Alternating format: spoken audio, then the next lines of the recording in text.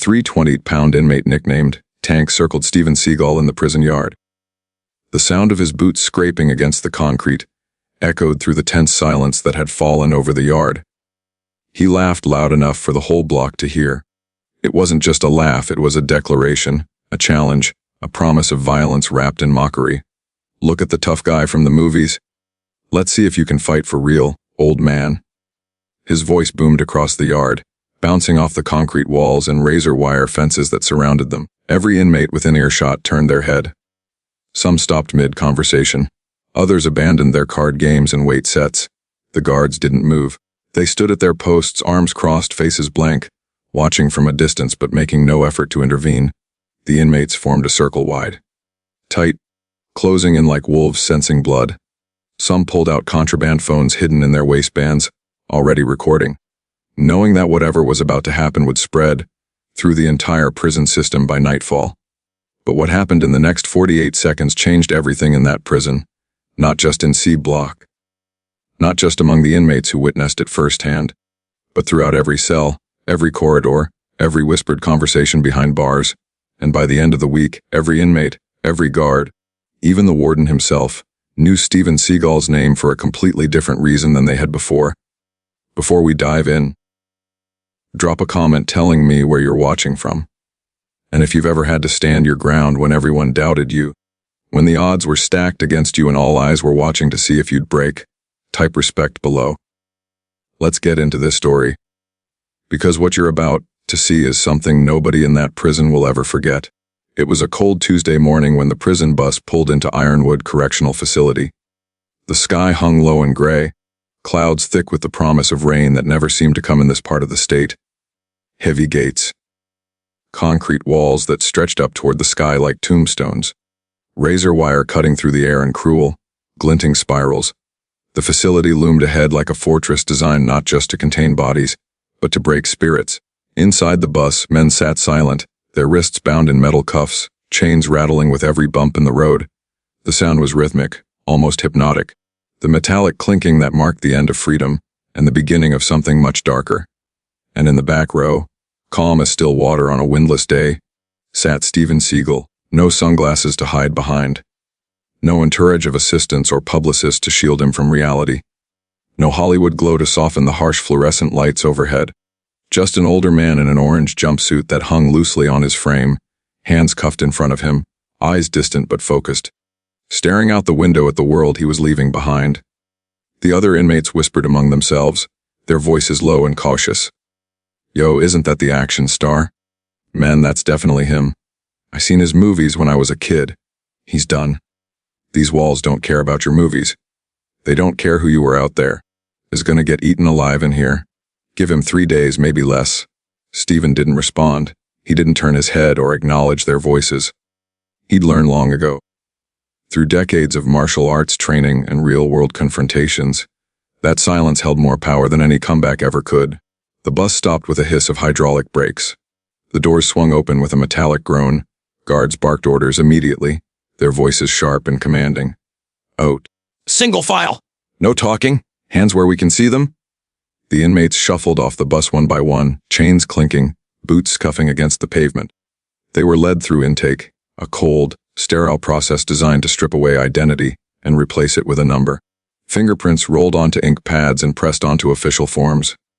Mugshots taken under harsh white lights that washed out every feature. Strip searches conducted in rooms that smelled of disinfectant and desperation. Medical checks performed by tired nurses who'd seen it all before and had long since stopped caring. Steven cooperated with everything. He didn't complain, didn't argue, didn't name, drop or try to leverage his celebrity status for better treatment. Didn't ask for special accommodations or demand to speak to anyone in charge. He simply moved through the process with the same quiet discipline he'd brought to every dojo, every film set, every challenge he'd ever faced.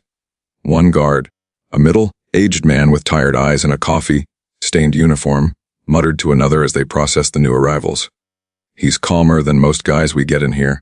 Usually they're shaking, crying or trying to act tough. This one, nothing, just calm." The other guard, younger and more cynical, shrugged. "Yeah. Well, let's see how calm he is after day 3. They all break eventually. Hollywood types especially. This place has a way of humbling everyone. Steven was assigned to C block, medium security, but rough by any standard. It wasn't maximum security, where the lifers and the truly violent were kept in near constant lockdown. But it wasn't minimum either. Gangs ran parts of C block. Violence was common. Alliances shifted like sand. Respect was earned not through words or reputation, but in blood or fear. His cellmate was a wary man in his 50s named Luis, doing time for armed robbery. Luis had been inside for 6 years already, with 4 more to go if he kept his head down and stayed out of trouble. He sized Steven up the moment the cell door slammed shut behind them, his sharp eyes taking in every detail. The way Steven moved, the way he carried himself, the way he didn't flinch at the sound of the lock engaging. "You that movie guy, right?" Luis asked, leaning against the concrete wall with his arms crossed. Steven set his small bundle of prison-issued belongings on the bare mattress of the lower bunk. "I'm just another inmate now," he replied quietly, his voice even and without pretense. Luis studied him for a long moment, then nodded slowly, a faint hint of respect flickering in his eyes. "Good answer. Real good answer. In here, your past don't mean nothing. Don't matter if you were a doctor, a lawyer, a movie star, or a street cleaner. You start from zero. Every man in here is the same. Just a number in an orange jumpsuit." Steven nodded. He understood perfectly. He'd been in enough real-world situations, enough actual confrontations beyond the choreographed fights of cinema, to know that survival required adaptability, humility, and awareness. That first night, lying on a thin mattress that smelled faintly of bleach and old sweat, under flickering fluorescent lights that never fully turned off, he could hear everything. Shouts echoing down the corridors from other blocks. Laughter, sometimes genuine, sometimes cruel. Threats shouted through bars. Arguments that escalated into violence. The constant clang of metal bars, metal doors, metal cups dragged across metal bars by inmates trying to make noise, trying to assert some small measure of control in a world designed to take it all away. This wasn't a movie set with safety protocols and stunt coordinators standing just off camera. There were no retakes if something went wrong, no director to yell cut when things got too intense, just survival, raw, unfiltered, unforgiving survival. Comment below. Have you ever walked into a place where no one knew you, where your reputation meant nothing, and you had to prove yourself all over again from scratch? Let me know your story. Word spread fast, faster than Steven had anticipated, faster than Luis had warned him about. In prison, news traveled through invisible channels.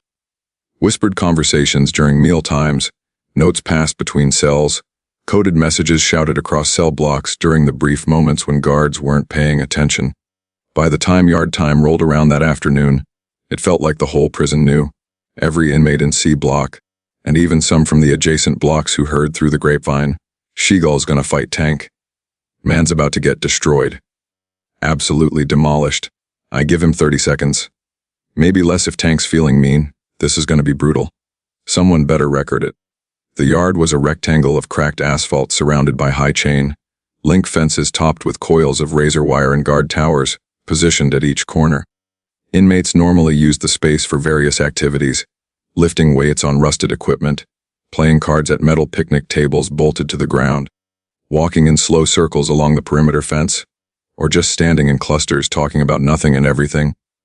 But today, everyone gathered near the basketball court. The hoops had no nets, just bare metal rims that clanged whenever someone managed to sink a shot. A makeshift arena had formed, a wide circle of bodies pressing in, inmates jockeying for position to get the best view of what was about to happen.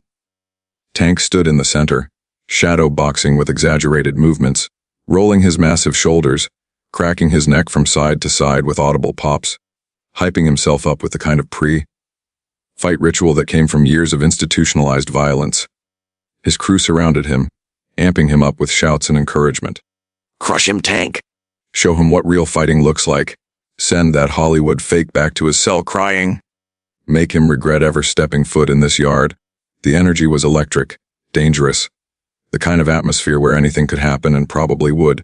Steven walked out slowly from the block entrance. No theatrics, no dramatic entrance. No trash talk or posturing. He simply walked with the same measured, deliberate pace he'd maintained since arriving at Ironwood. He wore the same calm expression he'd had since day one, neutral, focused, present. Luis stayed close beside him, his voice urgent and worried. "You sure about this, man? Really sure? Because once this starts, there's no backing out. Tank won't stop until you're down or he's satisfied. And these guys, he gestured to the crowd, they won't let it end early. They want blood. Steven glanced at his cellmate and gave the slightest nod. I'm sure. You got a death wish or something. No, just clarity. Louis shook his head but said nothing more. He'd seen enough in his years inside to know when a man had made up his mind. The guards watched from a distance, positioned along the fence line and in the towers above. They knew exactly what was happening. It was impossible not to with the way the entire yard had reorganized itself around the basketball court. But they didn't intervene. As long as no weapons were involved, as long as it didn't spiral into a full-scale riot, they let certain things play out. It was an unspoken rule, a twisted form of prison management. Let the inmates settle their own hierarchies, establish their own pecking orders, and the guards had less trouble to deal with later. It kept the peace in a perverse, brutal way. Tank stopped his shadow boxing and turned to face Steven fully. He cracked his knuckles one by one, each pop deliberate and loud enough to hear over the murmur of the crowd. You ready, movie star? Tank's voice dripped with condescension and barely contained aggression. Steven didn't respond immediately. He simply took a stance in the center of the circle opposite Tank, his feet shoulder-width apart, knees slightly bent, weight distributed evenly. His hands relaxed at his sides, not raised in fists but open, fingers loose. His breathing slowed, deep inhales through the nose, controlled exhales through the mouth. It was a stance rooted in Aikido, the martial art he'd practiced for decades. Centered, grounded, balanced, ready not to attack, but to redirect force rather than meet it head-on. Ready to turn an opponent's aggression against them. The crowd pressed in tighter, sensing the fight was about to begin. Someone in the back shout him on. Let's see it. Tank's grin widened into something feral and hungry. Then he rushed forward, all 320 pounds of him, barreling across the asphalt like a freight train with no brakes, his massive frame eating up the distance between them. In just a few thunderous strides, his fist cocked back for a devastating haymaker, the kind of punch that had put men in the infirmary with broken jaws and concussions. The crowd roared, voices rising in a chaotic wave of excitement and bloodlust. But Steven moved, not backward away from the danger, not to the side in a simple dodge, through. He moved through the attack with the precision and timing that came from decades of practice, from understanding not just how to fight, but how energy and momentum worked. He sidestepped at the last possible second, his body shifting just inches to the left, close enough that Tank's punch displaced the air next to his face. He grabbed Tank's extended wrist with one hand, his grip firm but not crushing. With his other hand, he placed it against Tank's shoulder. Then he twisted his own body, using Tank's forward momentum against him, redirecting all that mass and velocity in a smooth, circular motion. Tank's eyes went wide with shock as he suddenly found himself airborne, his feet leaving the ground. And then he crashed, face first into the asphalt with a sound that made several inmates wince, a heavy, wet thud followed by the scrape of skin against concrete. The yard went completely silent, not a single voice, not a single shout, just stunned absolute silence. Tank scrambled to his feet, breathing hard, his face scraped and bleeding from where it had met the ground. His expression twisted from shock into pure, unfiltered rage and embarrassment. He'd been humiliated in front of everyone. In prison, reputation was everything, and his had just taken a serious hit. Lucky shot, he roared, spitting blood onto the ground. The crowd stirred, murmuring, unsure what to make of what they'd just witnessed. Tank charged again, this time abandoning any pretense of technique. Just raw fury, a wild combination of punches, heavy and powerful but completely undisciplined. Haymakers from the left, from the right, an uppercut aimed at Steven's chin. Each punch carried enough force to knock a man unconscious if it connected. But Steven didn't block in the traditional sense. He didn't meet force with force, didn't try to stop the punches with his arms. He redirected them. Every punch slipped past him, deflected with minimal contact. Every wild swing met empty air as Steven moved with fluid economy, wasting no energy, his footwork precise and controlled. He made Tank chase him, made him expend energy, made him frustrated.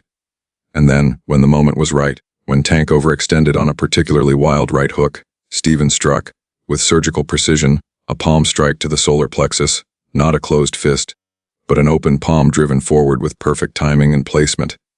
Tank's breath exploded out of him in a strangled gasp, his eyes bulging as the air was forced from his lungs.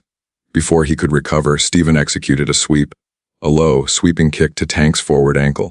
Timed perfectly with his forward momentum, the giant stumbled, his massive body suddenly unstable, arms windmilling as he tried to catch his balance.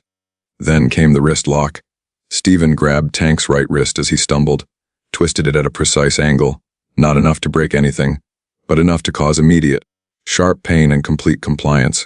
He bent Tank's arm at an unnatural angle, applying pressure to joints and tendons, forcing the much larger man down to one knee. Tank grimaced, his face contorted in pain, his free hand reaching up but unable to break the hold. Steven held him there, effortlessly. Like a teacher correcting an unruly student, like a master demonstrating control to an apprentice who'd forgotten the fundamentals.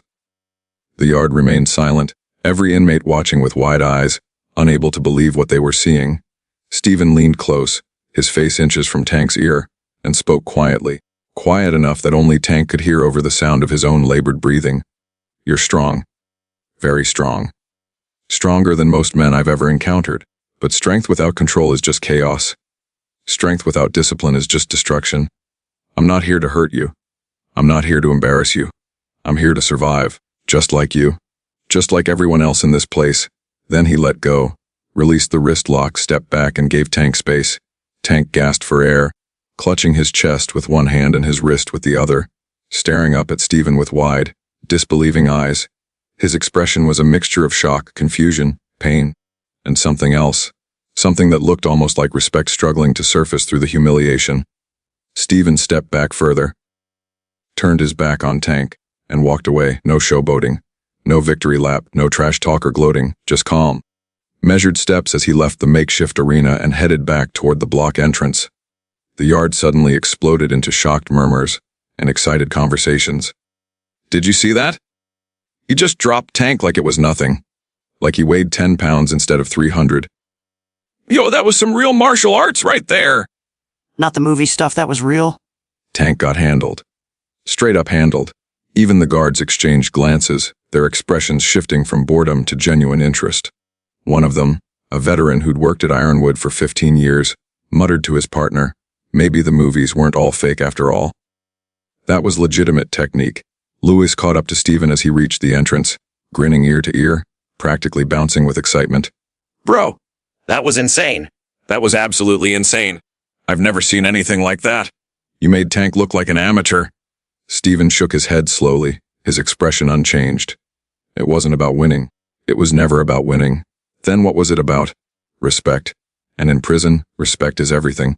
The only currency that truly matters. Comment below. Type, Aikado, if you think real skill beats size and strength every single time. By that evening, everything had changed. The entire atmosphere of C Block felt different. Like the air pressure had shifted after a storm. Inmates who had mocked Steven earlier that morning, who had laughed at him in the cafeteria and predicted his downfall in the yard, now nodded as he passed through the corridors, small nods. Brief. Almost imperceptible. But in prison, even the smallest gesture of acknowledgement carried weight. Some even stepped aside to let him through during the narrow bottlenecks where cell block hallways converged, giving him space, giving him clearance. It was a subtle shift, but everyone noticed. Tank didn't speak to him for 2 days. The big man retreated into himself, sitting alone at meals, avoiding eye contact, his usual swagger replaced by something quieter, more contemplative. His crew still surrounded him, but even they seemed uncertain. Their dynamics shifted by what had happened in the yard. But on the 3rd day, something unexpected happened. Something that would change the trajectory of Steven's time at Ironwood. Even more than the fight itself. Steven was in the library, a small, poorly stocked room that most inmates ignored entirely. It was tucked away in a corner of C Block, accessible only during specific rec hours, filled with donated books from the 1980s and 90s, outdated magazines, and a few reference materials that nobody ever touched. The fluorescent lights flickered intermittently, and the whole space smelled like old paper and industrial cleaning solution. Most inmates saw no value in reading, no point in education when survival was the daily priority. But Steven had always found solace in books, in philosophy, in the quiet contemplation that came from engaging with ideas larger than himself.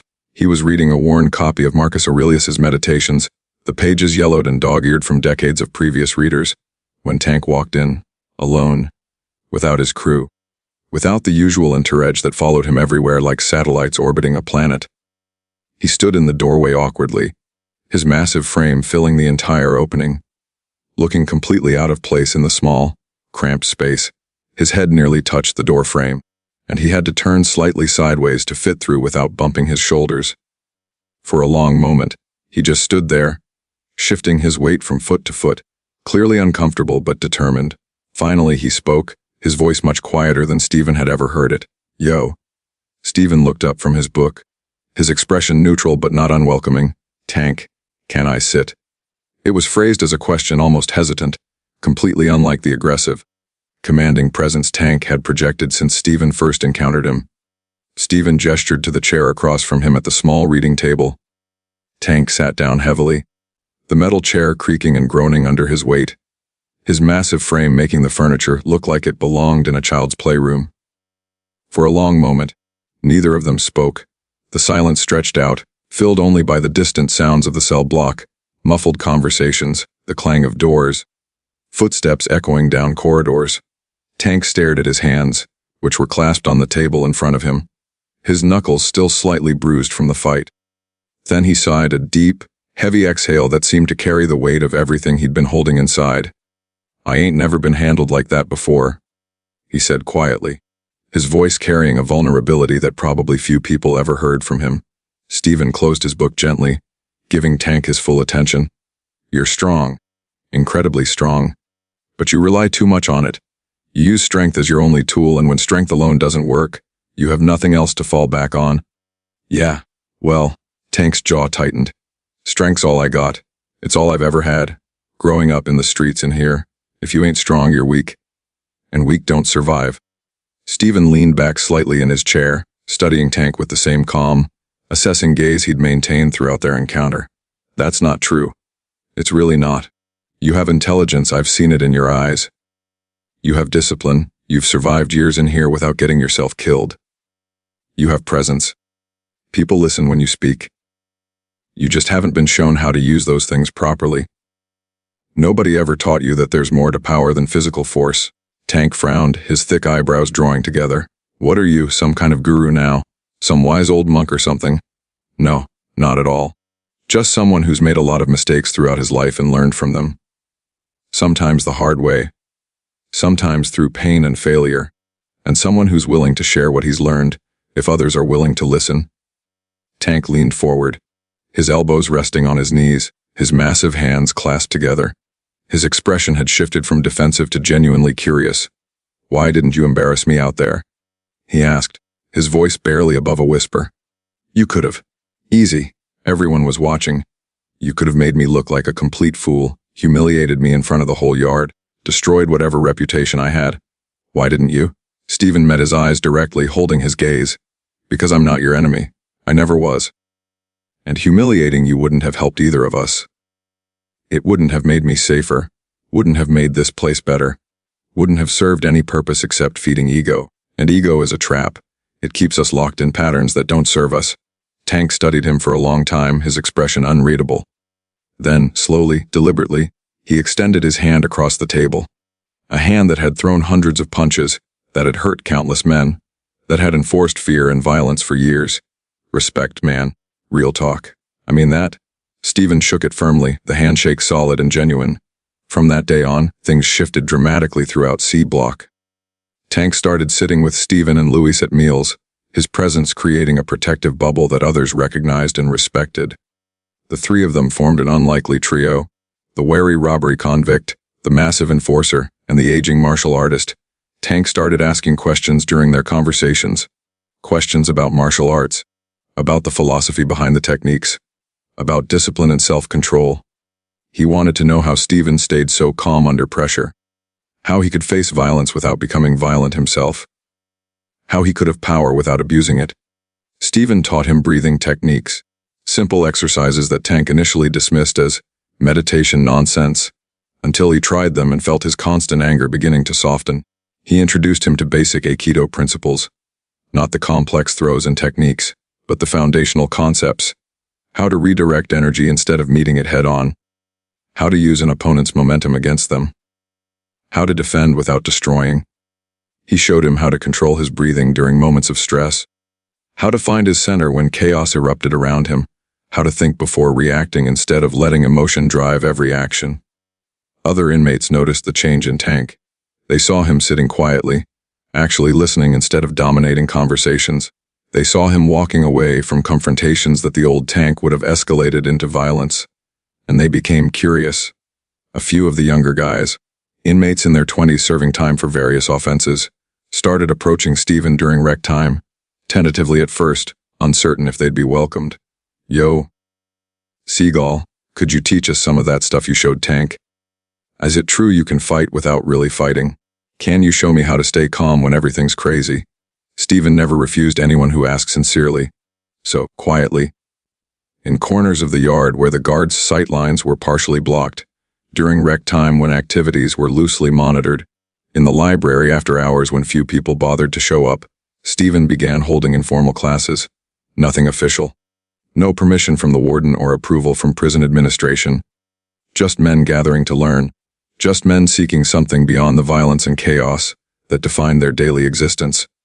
He taught them how to breathe properly, deep, controlled breaths that calmed the nervous system and cleared the mind.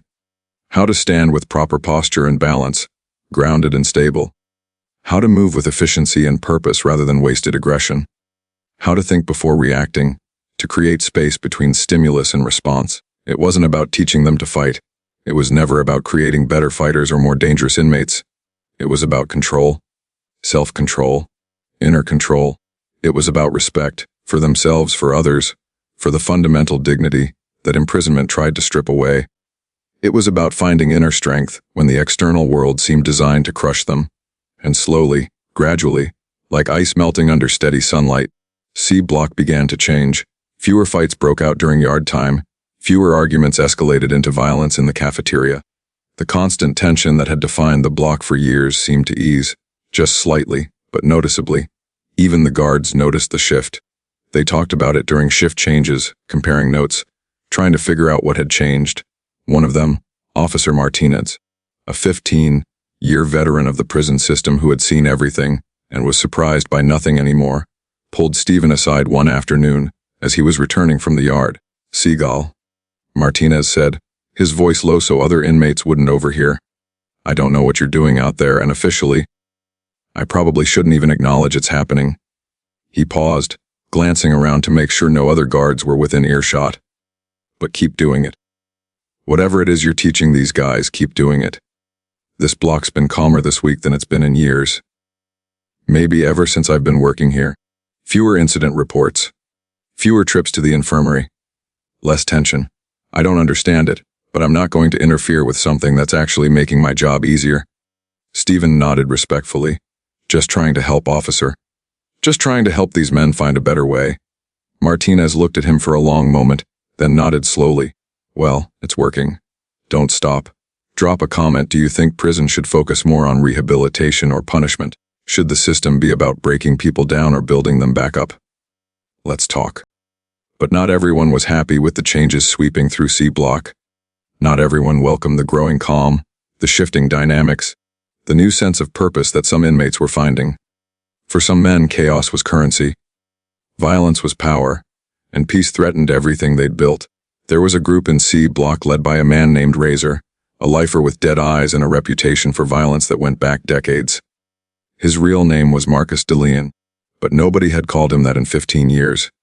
He'd earned the nickname Razor after slashing 3 men in a single fight over a card game, leaving scars that would mark them for life. He was doing life without parole for a murder committed during an armed robbery gone wrong. He had nothing to lose, no hope of ever leaving these walls, no reason to care about consequences. That made him more dangerous than almost anyone else in the facility. He didn't like the calm that had settled over C Block. He didn't like that fights were becoming less frequent, that his crew's influence was being quietly undermined. He didn't like the respect Steven was earning, the way inmates gravitated toward him, the way even guards seemed to look the other way when his informal classes happened. And he definitely didn't like that Tank, his former enforcer and muscle, the man who had helped him maintain control through intimidation and violence for the past 3 years, had switched sides, had become soft, had started talking about breathing techniques and finding balance like some kind of reformed monk. It was an insult, a betrayal. And in Razor's world, betrayals had to be answered. So Razor decided to send a message that would remind everyone in C Block who really held power. A message written in pain and fear, the only language he truly understood. One night, during the evening lockdown, when inmates were supposed to be in their cells, when guards were making their rounds and attention was divided, two of Razor's guys cornered Luis in the showers. The showers were one of the most vulnerable places in any prison, tiled walls that echoed every sound, limited sight lines, wet floors that made fighting difficult, and an unwritten rule that guards never entered without backup. Luis had gone in alone, thinking he'd be quick, thinking the evening lockdown meant most people would already be in their cells. He was wrong. They didn't say much when they grabbed him. No long speeches. No explanations. Just 2 words, message delivered. Then came the fists, fast, brutal, methodical. One held him against the wet tile wall, while the other worked him over with practiced efficiency, ribs, stomach, face. Luis fought back as hard as he could, landing a few solid hits, managing to break free for a moment and throw a desperate punch that connected with one attacker's jaw. But he was outnumbered, outweighed, and caught completely off guard. For every punch he landed, he took 5. His knuckles split open against teeth and bone. His ribs screamed with pain. Blood mixed with shower water and spiraled down the drain. By the time the guards heard the commotion and came running, by the time they pulled the 2 attackers off and called for medical, Luis was on the ground, barely conscious, bloodied, broken. He was taken to the infirmary immediately, carried out on a stretcher while inmates pressed against their cell bars to watch, whispers spreading through C Block like wildfire. When Steven found out, when Officer Martinez quietly informed him during evening count, his calm cracked, just for a moment. Just for a single, terrible moment. His jaw clenched so tight the muscles in his neck stood out like cables.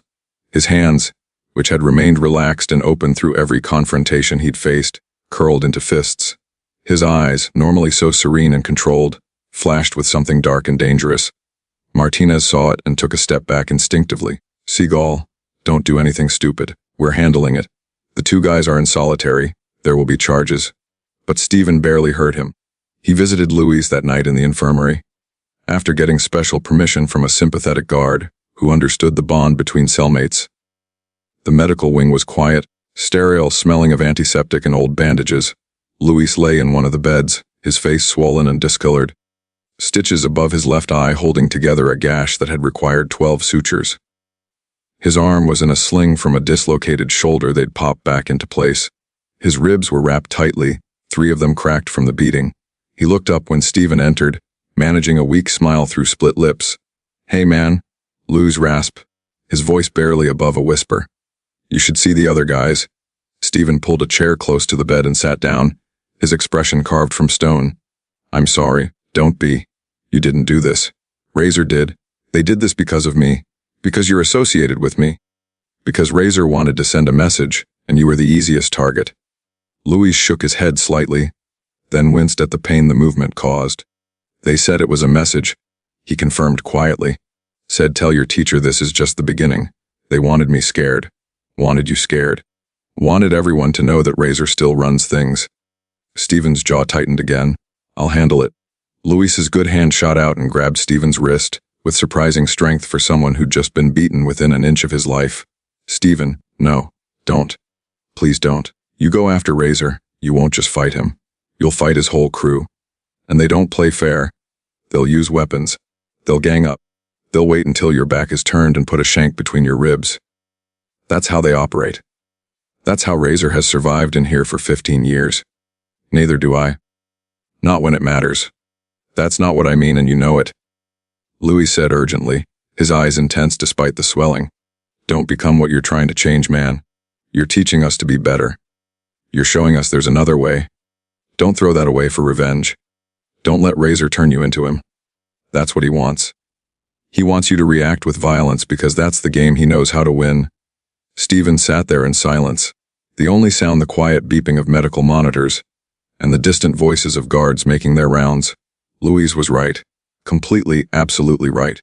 Everything Steven had been teaching, about control, about discipline, about responding rather than reacting, about breaking cycles of violence instead of perpetuating them. All of it would be meaningless if he threw it away the moment things got personal. But anger still burned in his chest like hot coals. Not the explosive, chaotic anger of someone out of control, but the cold, focused anger of someone who understood exactly what needed to happen and was calculating the most effective way to make it happen. "I hear you," Steven finally said quietly. "I hear what you're saying and you're right. But I can't just do nothing. I can't let this stand. If Razor thinks he can hurt the people around me without consequence, it won't stop with you. It'll escalate. He'll keep pushing until someone ends up dead. So what are you going to do?" Steven was quiet for a long moment, his mind working through possibilities, strategies, approaches. "I'm going to talk to him." Luis's eyes widened. "Talk? Man, Razor doesn't talk. He doesn't negotiate. He doesn't compromise. Then I'll make him listen." The next day, after morning count, after breakfast, Steven found Tank in the yard. Tank was lifting weights, pressing an amount of iron that would have crushed most men, but his form had improved dramatically from Steven's coaching, controlled movements, proper breathing, focused concentration. He set the bar down when he saw Steven approaching, immediately reading the tension in his posture. "What's wrong?" "I need to talk to Razor." Tank's expression darkened instantly. "Bad idea, bro. Really bad idea. Razor doesn't do conversations, he does dominance. You approach him. Especially after what happened to Luis, he's going to see it as weakness or as a challenge. Either way, it ends bloody. I'm not asking for permission. I'm asking for your help. I need you to help me arrange a meeting. Somewhere semi-public, where he can't just have his crew jump me. Somewhere with witnesses." Tank studied him for a long moment, conflict playing across his features. Finally, he sighed heavily. "All right. But I'm coming with you. And so are some of the others. We're not letting you walk into that alone." I don't care what you want," Tank interrupted firmly. "You taught me about loyalty, about standing up for your people, about having each other's backs. So that's what we're doing. You walk into this, we walk with you. Non-negotiable." Steven looked at him, saw the determination in Tank's eyes, and nodded slowly. "Thank you." They found Razor in the yard later that afternoon, surrounded by his crew as usual. 7 men total, all with dead eyes and prison tattoos, all lifers or long-timers with nothing to lose. Razor was in the center holding court, laughing at something one of his guys had said. Steven walked straight toward them, Tank flanking him on one side, Luis's friend Marcus on the other. Behind them, several other inmates who'd been training with Steven followed at a distance, not aggressive, not confrontational, just present, just showing solidarity. Razor saw them coming and his laughter died. He stood up slowly from the bench where he'd been sitting, his cold eyes locked on Steven. Conversations around the yard quieted. Inmates stopped their activities, sensing something significant was about to happen. Guards in the towers shifted their attention toward the developing situation. Steven stopped about 10 feet away, close enough to talk, far enough to react if things went bad. Razor smiled, cold reptilian, completely devoid of warmth or humanity. Well, the movie star wants a word. You had Luis jumped," Steven said simply, his voice carrying across the quiet yard. "Did I?" Razor's smile widened. "Was he should have watched his back better. Prison's a dangerous place. Accidents happen." Steven stepped closer, closing the distance to about 6 feet. "Leave my people alone." Razor's smile faded slightly, replaced by something harder, more dangerous. "Your people. Man, you really think you run something in here? You think because you put on a little show with Tank, because you got some guys doing meditation, or whatever hippie nonsense you're teaching, that you have power? I don't want to run anything. I never did. I just want peace. I want to serve my time, help whoever I can help, and leave this place better than I found it. Peace." Razor laughed, the sound sharp and mocking. "There's no peace in prison Hollywood. Only power, only control, only the strong crushing the weak. And you're just another inmate playing dress up, pretending your movie skills mean something in the real world." The yard had gone completely silent now. Every inmate within earshot was watching, waiting. Steven's voice dropped lower, colder, more dangerous than anyone had heard it. "Touch my people again, and you'll find out exactly who I am, and exactly what I'm capable of when someone I care about gets hurt." Razor's smile vanished completely.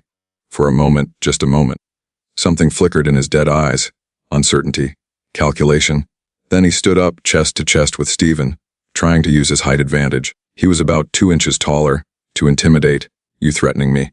I'm giving you a choice. Walk away from this. Leave my people alone. And I'll leave you alone. Or keep pushing, and find out what happens when you push too far. Tank stepped forward slightly, positioned himself at Steven's shoulder.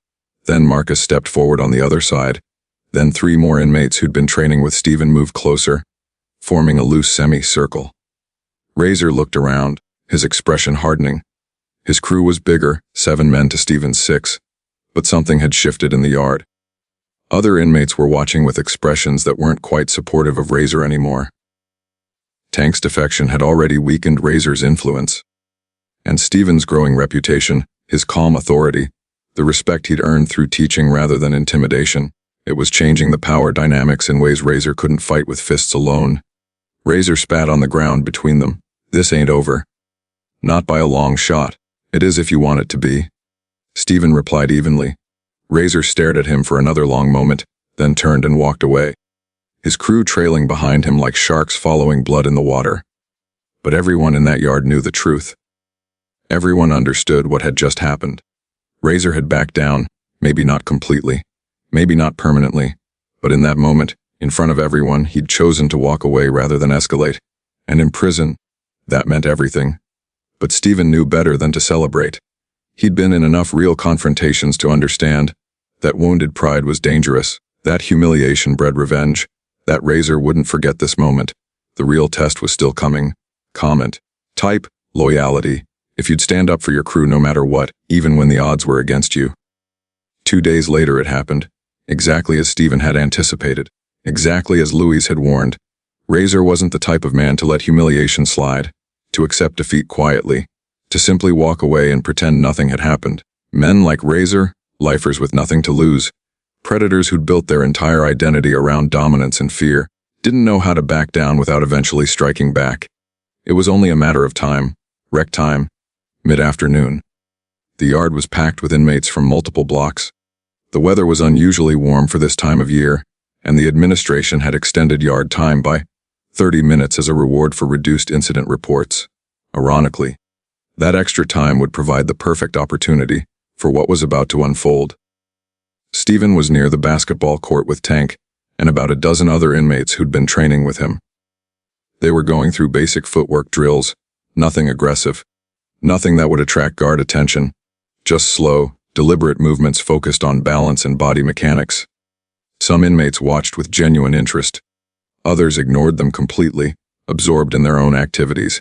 The guards in the towers seemed relaxed, chatting with each other, their attention divided across the entire yard. Then Steven saw them coming. Razor and 6 of his guys, walking with purpose across the yard from the direction of D block. Their body language was unmistakable, shoulders squared, fists clenched, faces set with violent intent. They weren't trying to hide their approach. This was meant to be public, a statement, a reassertion of power. Steven stopped mid-movement and straightened. Tank noticed immediately following Steven's gaze, his expression hardening. "Here we go," Tank muttered. "I knew this was coming." The other inmates training with Steven noticed too, their movements slowing, then stopping entirely. The tension rippled outward like a stone dropped in still water. Conversations died. Activities paused. Heads turned, within seconds. Everyone in the yard was aware that something significant was about to happen. Razor and his crew walked straight toward Steven's group with no pretense. No attempt at subtlety. The guards saw it too. Steven could see them shifting position in the towers, reaching for radios, but they were too far away to intervene quickly. By the time they got down from the towers and across the yard, whatever was going to happen would already be in motion. Razor stopped about 15 feet away, his crew fanning out slightly to his sides. No words, no warnings, no final threats or ultimatums, just intent, pure violent intent written in every line of their bodies. Then Razor swung first, pulling a crude shank from his waistband, a piece of metal sharpened to a vicious point, wrapped in cloth at one end to serve as a handle. It glinted in the afternoon sunlight as he lunged forward. Chaos erupted. Razor's crew rushed forward simultaneously, targeting Steven and the inmates closest to him. But Steven had been preparing for this moment from the second he'd confronted Razor 2 days ago. He'd known it would come. Had known Razor wouldn't use fists alone. Had known they wouldn't fight fair. Steven sidestepped Razor's initial thrust with the shank. the blade passing within inches of his ribs. He grabbed Razor's wrist mid-strike with his left hand, his grip like iron, then delivered a precise palm strike to Razor's elbow with his right hand. The joint hyperextended with an audible crack. Razor screamed, the shank clattering to the asphalt as his fingers went numb. Steven twisted the damaged arm, using it to spin Razor around and drive him face first into the ground. One threat neutralized in less than 3 seconds. Around him, the fight exploded into controlled chaos. But this wasn't the wild brawl Razor had anticipated. Steven's group wasn't just swinging wildly, wasn't fighting with undisciplined rage. They moved with precision, with purpose, with the discipline Steven had drilled into them over the past weeks. Tank took down 2 guys almost simultaneously, using leverage instead of just brute force, executing a perfect hip throw on one that sent him crashing into the other. Both went down hard, the wind knocked out of them. Another inmate, a younger guy named Marcus who'd been one of Steven's most dedicated students, faced off against a larger opponent. The man swung a heavy haymaker, putting all his weight behind it. Marcus didn't try to block it or meet force with force. Instead, he used an Aikido wrist lock exactly as Steven had taught him, redirecting the punch's momentum, stepping inside the swing, and applying pressure to the tendons and joints. His opponent went to his knees with a sharp cry of pain, his arm bent at an angle that forced complete compliance. All around the makeshift arena, Steven's students were demonstrating everything they'd learned: blocks, redirects, precise strikes to vulnerable points, takedowns that used an opponent's momentum against them. It was beautiful in a brutal way, violence transformed into controlled technique, chaos shaped by discipline. The fight that Razor had intended to be a massacre, a 7-on-6 beatdown that would reassert his dominance and send a clear message, had turned into something completely different. A demonstration, a lesson, proof that technique and discipline could overcome size, numbers, and violent intent. Within 90 seconds, not minutes but seconds, Razor's entire crew was on the ground, some nursing broken fingers or hyperextended joints, others simply winded and shocked, unable to process how quickly they'd been neutralized. And Razor himself was still pinned beneath Steven's knee, his damaged arm held at an angle that made any movement agonizing.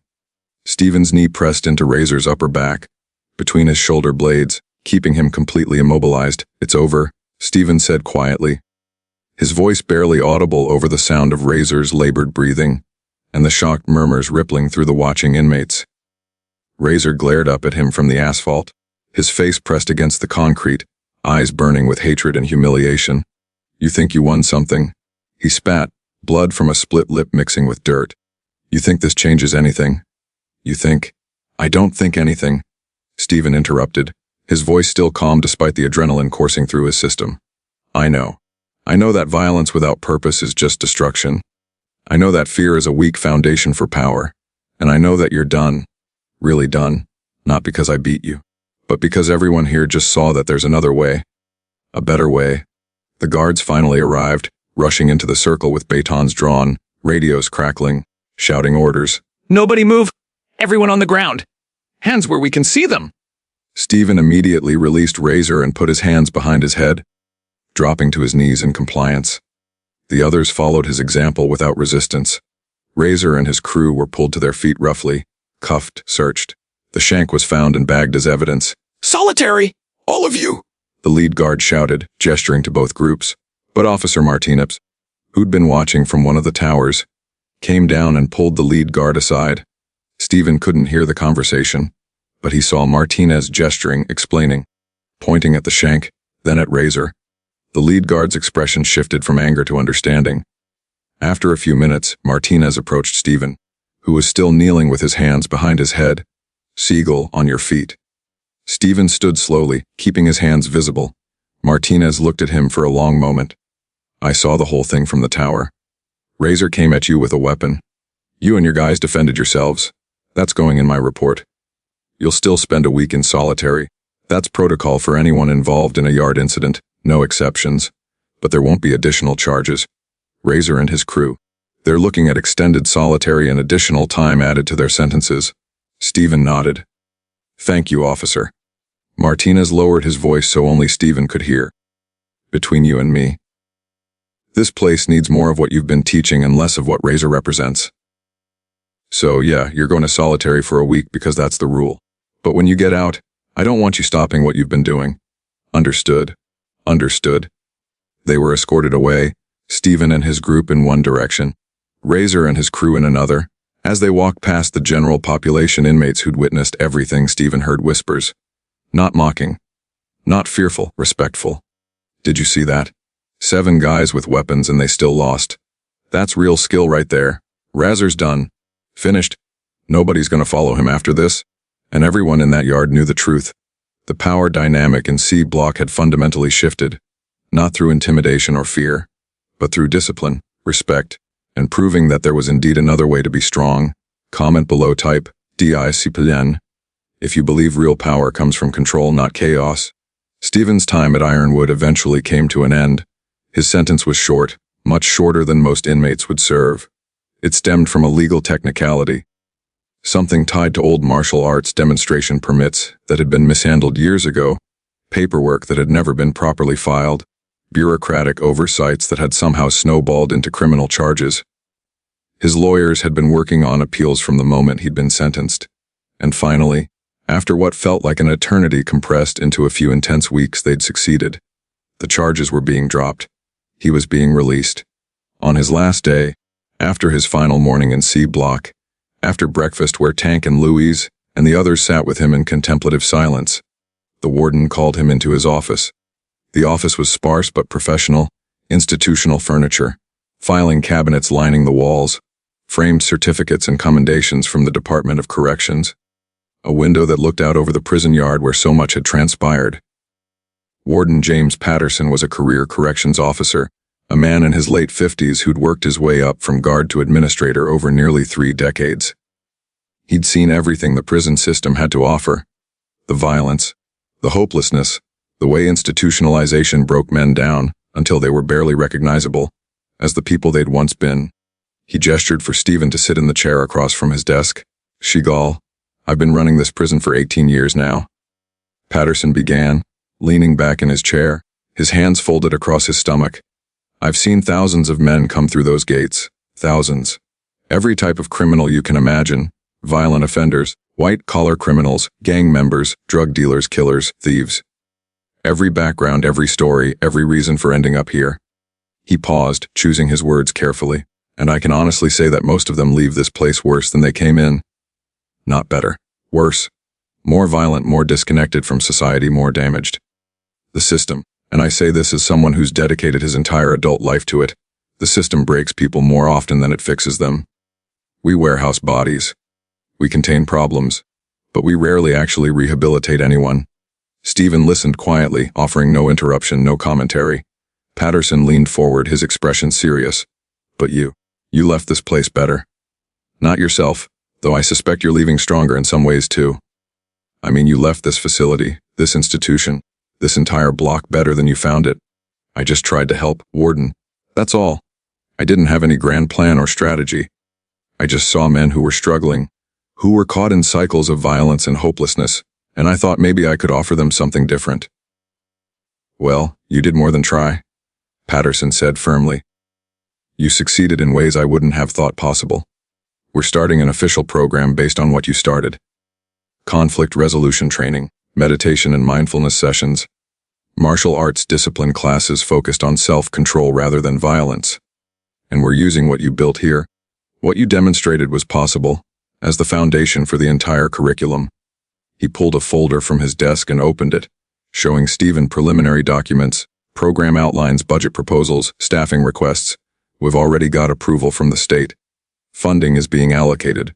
We're hiring instructors, real martial arts teachers with backgrounds in conflict de-escalation. And we're implementing it not just here at Ironwood, but potentially across the entire state prison system if the pilot program shows positive results. Steven looked at the documents, a small smile crossing his face. That's good, Warden. Really good. These men deserve a chance. They deserve to know there's another way to be strong, another way to survive, another path besides violence and fear. So do you, Patterson said quietly, closing the folder. So do you, Mr. Seagal. Whatever brought you here, whatever mistakes led to those charges, you've more than paid whatever debt society thought you owed. You've given these men something invaluable. You've given them hope. An hour later, Steven walked through the administrative processing area for the last time. His personal effects were returned to him in a sealed manila envelope. Wallet, watch, keys, the few items he'd had on him when he'd been processed in. He changed out of the orange jumpsuit and back into civilian clothes. Jeans, a simple shirt, a jacket. The clothes felt strange after weeks in prison. Issued clothing, too soft, too personal, too connected to a world outside these walls that felt almost dreamlike now. As he walked toward the final security checkpoint, toward the heavy steel door that would lead to the outside world, inmates lined the windows of C Block, their faces pressed against the reinforced glass, hands raised in silent acknowledgement. Tank Louis, Marcus, the younger guys who'd trained with him, even some inmates he'd barely spoken to but who'd watched from a distance, who'd seen what was possible. They didn't cheer, didn't shout, didn't bang on the glass or make noise. That wasn't the way. They just stood there, respectful, quiet, present. A salute without words. A goodbye that carried more weight than any speech could have conveyed. Steven stopped for a moment, turned to face the windows, and looked at each of them. He placed his right hand over his heart, a gesture of respect, of gratitude, of connection. Then he bowed slightly. The traditional martial arts bow he'd performed thousands of times in dojos around the world. But this one felt different. This one carried the weight of everything they'd shared, everything they'd learned from each other, everything they'd built together in a place designed to tear people down. Tank pressed his massive hand against the glass. Louis did the same. One by one the others followed. A wall of hands against glass, a barrier between two worlds, but also a connection that transcended the physical separation. Steven nodded once more, then turned and walked toward freedom. The heavy steel door opened with a mechanical buzz. Sunlight streamed through, real sunlight, unfiltered by bars or razor wire, or the oppressive atmosphere of confinement. He stepped through. The door closed behind him with a final, definitive clang. He walked down the long pathway that led away from the facility, past the guard towers, past the outer fences, past the signs warning about restricted areas and the consequences of trespassing. At the outer gate, he stopped and looked back one final time. The prison loomed behind him, gray concrete, coiled razor wire, guard towers silhouetted against the sky. But he didn't see it as just a place of confinement anymore. He saw it as a place where men had found something they'd been searching for, perhaps without even knowing they needed it. Purpose, discipline, respect, hope. He'd walked into that prison as just another inmate, stripped of status and reputation, reduced to a number and an orange jumpsuit. But he walked out having transformed lives in ways that would ripple forward long after he was gone. Not through violence, though he'd been forced to defend himself and others, not through intimidation or dominance, but through teaching, through patience, through showing men who'd known only chaos that there was another way to be strong. And he left something behind, something far more powerful than bars or walls, or the weight of institutional control. A legacy of respect, discipline, and second chances. A legacy that would continue long after he returned to whatever life awaited him outside these walls. The guard at the outer gate unlocked it and swung it open. "You're free to go, Mr. Seagal. Good luck out there." Steven nodded his thanks and stepped through, into the world, into freedom, into whatever came next. But carrying with him the knowledge that even in the darkest places, even in systems designed to break the human spirit, change was possible. One person at a time, one lesson at a time, one moment of choosing discipline over chaos, respect over violence, hope over despair. Comment below. Type, LeeJCY, if you believe the greatest measure of a person's impact is what they leave behind for others. Real strength isn't about how hard you can hit. It's not measured in pounds of muscle, or the number of fights you've won. It's not found in intimidation or fear, or the ability to dominate others through violence. Real strength is about how much you can teach, how many lives you can uplift, and how profoundly you can change the people around you for the better. Steven Seagal walked into that prison as just another inmate, a number in an orange jumpsuit, a celebrity stripped of status and relevance.